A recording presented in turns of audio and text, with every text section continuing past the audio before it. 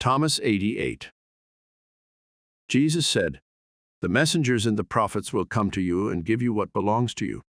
You, in turn, give them what you have and say to yourselves, when will they come and take what belongs to them?"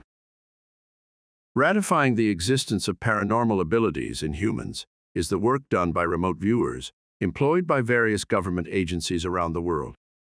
These people are usually given a number or coordinates linked to a place, event, or person. The remote viewer records information they perceive with words and drawings.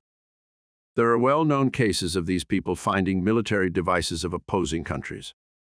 Some have also viewed the existence of extraterrestrial bases in various parts of the globe. This gives the knowledge we receive from the Gospel of Thomas Gravitas, as we recognize that even military people know the collective consciousness is real. It is an active agent in this material realm. Just as prophets and messengers were thought to hear the voice of God, psychics are believed to be able to communicate with the dead.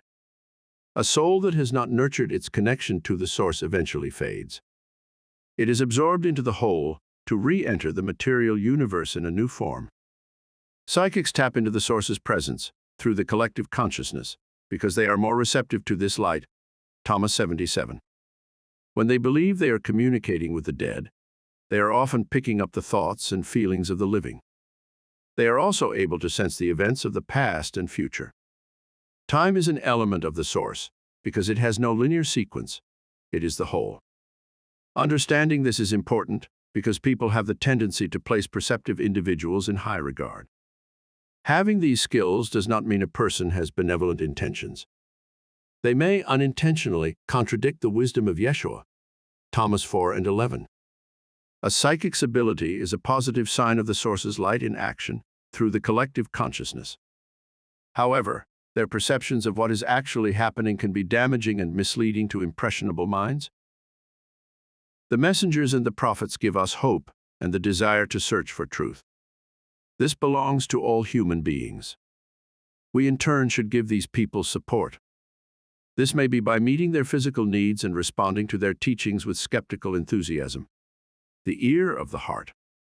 This saying informs us that the prophets and messengers were lacking something essential, the understanding of the true nature of self and where the kingdom actually exists.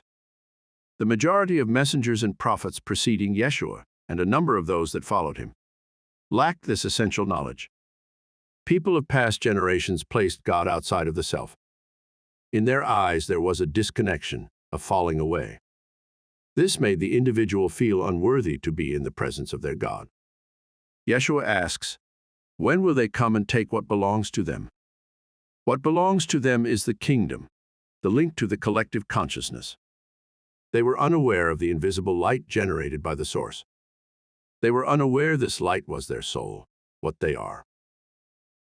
Most religions have some degree of wisdom and truth within their teachings. They all stem from a desire to explain the dilemma we face in this material existence. The cycle of birth, intermittent joy, suffering, and death has, for most humans, incurred questions which are difficult to answer. The difference in Yeshua's teachings, particularly those found in the Gospel of Thomas, are the references to humanity's dual nature. The nature of what we are, outside of the body we inhabit, is paramount. The focus in Thomas is not on persuading readers Jesus has a divine lineage or proving his authority over unclean entities. The focus is on how to navigate through this life by realizing what we really are. The way Yeshua, carefully and cryptically, discloses that messengers and prophets do not have the answers, reflects the time in which the words were spoken. His contemporaries would have seen a clear statement, questioning the authority of messengers and prophets as sheer blasphemy.